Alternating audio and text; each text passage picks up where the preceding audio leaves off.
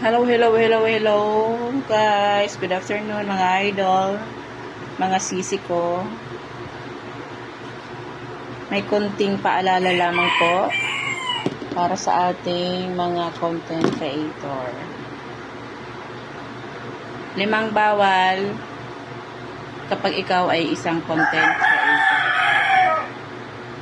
Number 1, bawal ang mahiyain. Number 2, bawal ang tamad. And number 3, bawal ang mainggit. Number 4, bawal ang isdab.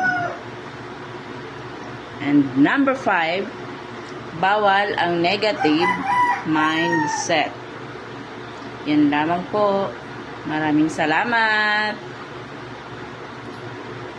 At huwag kakalimutan, mag-iwan ng bakas para tayo ay mapansin. Let's engage. Let's grow together. Salamat po.